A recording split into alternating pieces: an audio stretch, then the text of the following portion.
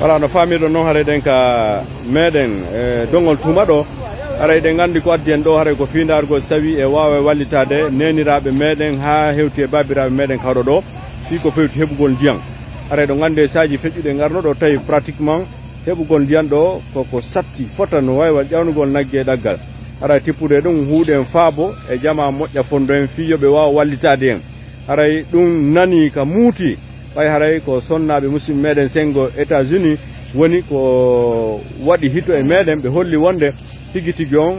nde sattende be do be faala ittande be haray ko sonnabe woni be sengo Philadelphie mojo bere nene hajja en haray ko be woni ko holli be wallitorto en fiidan diang tippude dum non bayno de ngandi ko hunde hittunde ni wona nyando nyande dum heboto ko dum wadi sayi arduden e be technicien be do haray be do ko marbe machine ji do yi machine mabbe on machine mabbe on ko machine longordo fi ndargol ko honto tama o buri sembude fi hebugol ndiang o hi golle makko den c'est juste pour localiser l'endroit où on peut espérer avoir vraiment un point d'eau ara ko du wonde wadde do ara mi do tanjini o hi o yehi o ari ara ko do machine makko woni sappade tuma kala donné jidin woday ko yewti en joni ko honno do woni c'est bon monsieur. D'accord, haray ko honno tanjinirdon ko honno gollirdon ko honno hiirdon e machine mongo. Bon, do machine on ko ndati ko tato. Il ndati tay profondeur, pourcentage bouillon. Maintenant do e wadi do premier point. Premier point on ngebu no 99%. Profondeur estimative, parce que donc estimative de 60 à 87. Maintenant bruit 2. Do di premier point. Warno non point di ko no ken no do ne jep jep ara to na woni ta ara ko non ta oyi ko non tamo mo jonni e nde tama wonno no hol den tanjini no mo ba ko no wolo wa ta inde à 100% ba ko alla finandi ko nder to ko selo machine on golli ko do no ko nden mo yang hebo to buci inchallah. D'accord, haray donné ji les chiffres, qu'est-ce que ça montre? Bon, les chiffres carrément. Au niveau du bruit, nous avons 2%. Le pourcentage, nous avons 99%. La profondeur estimative, de 60 à 87%. Juste cela. Voilà. Merci beaucoup, cher monsieur. Voilà, on famille Allahumma amina, amin. Allahumma amina, amin, amina. En tout cas, maintenant, la wongol, technicien beben, kambe kadi be fokkintina kisan muradi din golle den fi tufugol leydi ndi dara ko no birten diang ara de wondi do e jama hodo ngon fof jamaji din mottondiri do mojja welo ngon wowa mum parce que ko kambe woni ko fottata e nder sattende ndiyan e ko nantata sifa mudum ara wobbe mabbe wawa yewtuden do fi ko fewti e garal men gal ga hande fi ko humondiri e fi e dan diam faale men on do aray nenira men be mottondiri do fota jama hodo ngon fof ino welti fi ko fewti o haaju do den tanjini dum do woni newori ni uytanay be sattende nen parce que ara kaka hodo do wona yago e boyli wano yahirno do nden o yatuma aray bureau en do wawa yewtude e inde sonnabe bureau jarama nyala e mon awa haray hande men ardi do e technicien e otoje fi ko fewti faale men dabbugol ndiyan ka hodo meden do harana yago le candi ma e bulli ma e boyli tawata dum beebay ka ceedu haray ko faale men dial laabudan haray onon ko nebi ka hodo do haray sattende wowa mudum hari haray mi anda ko dum mardon ko hollom battene o anniye do ma hollata ko ndiyan da ma weltani ko onon seeni be men du'i ke ma weltike ko ndiyan men faala woni sab walla newi nangen no moƴƴi torike jooma yalla hoy nangen no moƴƴiri noɓiren ndiyan ɗan min du'anike on onon hikkiɓe yeeso sattende hari ko honno woniri sattende nde min ndiyan ɗan on yino min woni ɗaɓɓirde hari komi yaw ka muuti ɓayɗo ɓeeɓino joni noon komi yaw ka muuti hay toon kadi huɗɗike ɓeeɓu alay joni koti min ɗaɓɓoy ka muuti foti ka yaata meten joni noon on jarama ɗon wallinen min du'anike on men do ani ko me welti ko foti ko te dala ni yalla yobu moƴƴere nana ko do dabar amin amin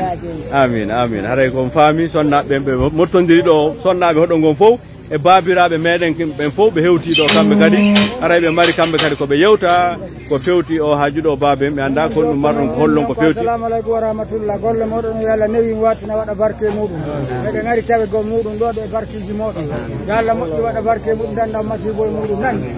wassalamu. Onon kadi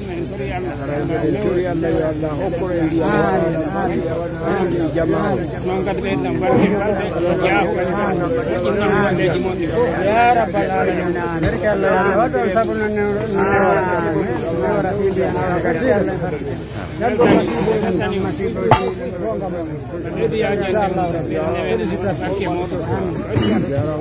awa hara on faami welo welo ngon wowa muɗum jamawɗo ngon fof mottodiri fiyargol ɗo jaɓɓo ɗo technicien ɓe ɓen e tawde e fokkitingol ha jom haray sago meɗen e nder sayiji seeɗa en waway e hewtude ɗo kadi humpiten jamaji ɗin ndiyan ɗan tubbi ndiyan laaɓuɗan ɗam ɓe wawata hutorde ka yarugol ka salligi ka defugol ka huppugol ara ɗum no ɓattiɓe arana yawgol e boyli e gayɗe ha hewti e buruji aray vraiment ko ɗum marɗen ko hollen baben so tawi ɗo mari ko ɓeydi inchallah ko fanda ko waɗa ndiyam jam jama waɗa laaɓuɗan kadi waɗa kadi vraiment laaɓuɗan bos kadi toon ɓuuri kadi yallah ɓoyne waɗuɓe kadi feere fi muɗum ɓe kañum kadi ɓeytanaɓe kadi waɗede ko moƴƴinana en battanede jori kelle fatti awa o faami haray ko ni wonɗen fokkintinide ɗo murat ɗin ka meɗen muƴuɗo ɗum ko nder pellal mawde ɗum ko ka sous préfecture dongol tuuma aray c'est ça on hii technicien ɓe déjà ɓe fuɗɗike golleji maɓɓe ɗin ɓe jippinde e jande ɗen ko non ɓe gollirta ɓe jippina cuve ji ɗin e ko nantata sifa muɗum les tiges et autres aray ɗum ɗon fof wonay ko fokkintina donc vous voyez il y a les 2 camions qui sont déjà là remplis de matériel ko kisan wonɗen fokkintinde ara e dow duwaji momen ɗen ɗo jopoɗen e nde nokkure ɗo ɗum ko ɗe kaaƴe ka waɗa ka suɓa ɗo ka appareil on holli en ɗon e toroɗe ngallawlan ɗon yo waw newinan nden ɗum fokkita e hoore jam moƴƴere ara e nder ɗum noon e weltanto nde mojobere ɓe sonnaɓe Philadelphie wontiranɓe sengo Amérique aray ko ɓe woni ko walliri en ɗe jawle fi ko fewti o forage mo fokkintinɗen ɗo aray en annitinay ko sonnaɓe mojobere maɓɓe nden ko sonnaɓe hajjaɓe ɓen Philadelphie aray ko ɓe woni ko mottidiren en ɗe jawle hewtini ONG on assistance humanitaire d'urgence fi wawgol hewtugol ka nokkure ɗo ɓayɓe yii sattede neniraɓe meɗen ɓen ka ɓulli tawata ɗum ko kamɓe daabe joni ko sendodata toon tawata heɓugol ɗum ko hoore kara han donc kamɓe kadi ɓe anni ɗen jawle maɓɓe ɗon ɓe holli wonde ɓe hewtini en ɗum ka hoɗo meɗen muƴuɗo fi no forage heɓoro fi no ndiyam laaɓuɗan heɓoro haray ko ɗum ɗo woni faale maɓɓe on hara e weltantoɓe jarnemɓe fota ina seeɗa ɓen sonnaɓe ɗon kadi babe weltanirkiɓe yalla ɓeydanɓe martaba ɓeydanɓe ɓantal ɓeydanɓe kiƴe ɓe mbiyaje nde e torki Allah ko fandi ɗen ɗo ko yalla okkore ko nafata hen ndiyam laaɓuɗan nafo jam nafa buñ e torki Allah jogi ɓeydanɓe marti e bas e diina wonana ɓe jogui aljanna félicitations e maɓɓe awa haray ko noon woniri voilà c'est ça o ɗum ɓen en weltanikeɓe yalla ɓeydanɓe kiti e yaaje nden yalla ɓeydanɓe passu e jalam lokku e ndewe jaɓaɗe torki Allah eyi Allah dande masibo an hokka e nderede e yaaje nden barki hayyaga yum rabbi yasid wala tasir yamu yasid kul asiri ala hawla wala quwwata illa billahi al-aliyyil azim allahumma salli ala sallallahu alayhi wa sallam. Voilà, vous avez compris, Haraido, il faut que tu qui sont dit que perforation, à partir de là, activité machine guiding, comme les techniciens de il faut que tu n'aies mouradi, puis que tu au courage mais les modules, c'est un peu ça, on dit que nous courons à travers notre technicien, il faut que tu ici au détecteur, au détecteur nous courons. Donc à partir de là, c'est les techniciens, les foreurs, on espère très bien, ça va marcher. Merci beaucoup.